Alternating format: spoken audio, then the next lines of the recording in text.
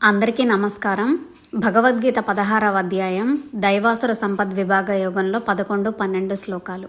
చింతామపరిమేయాంచ ప్రళయాంతాముపాశ్రితాః కామోపభోగ పరమా ఏతావదితి నిశ్చితాః ఆశాపాశశతైర్బద్ధా కామక్రోధపరాయణాః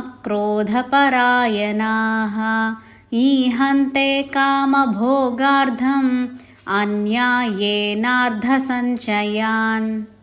మానవులకు మరణమే ప్రళయము. ప్రళయాంత అంటే మరణించేదాకా అని అర్థం. పుట్టుకతో వచ్చిన బుద్ధి పుడకలతో కానీ పోదు అన్న సామెత ఇలాంటి వారి పట్ల బాగా వర్తిస్తుంది. వీరిలో పూర్వజన్మ వాసనల వలన కలిగిన ఈ స్త్రీ లోలత్వము, కామవాంఛ, విషయవాంఛ, అపరిమితంగా ధనం సంపాదించడం, కోరికలు తీర్చుకోవడం తీవ్రంగా ఉంటుంది. ఈ కోరికలు వారికి మరణించేదాకా ఉంటాయి.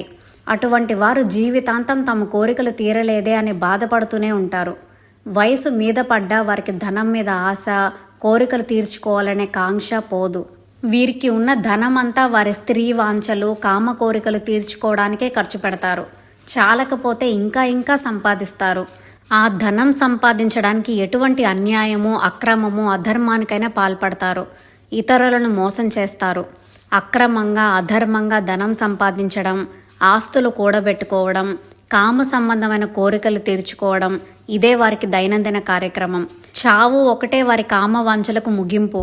చచ్చేదాకా వారిలో ఉన్న కామచింతన, కామవాంఛలు చావవు. చితి వాడిని చావు తర్వాత దహిస్తే, చింత వాడిని బతికి ఉండగానే ప్రతిదినం దహిస్తూ ఉంటుంది. ఈ పై లక్షణములు కలిగి ఉన్న వారిని మనం ఆసురీ సంపద కలిగిన వారిగా గుర్తించవచ్చు.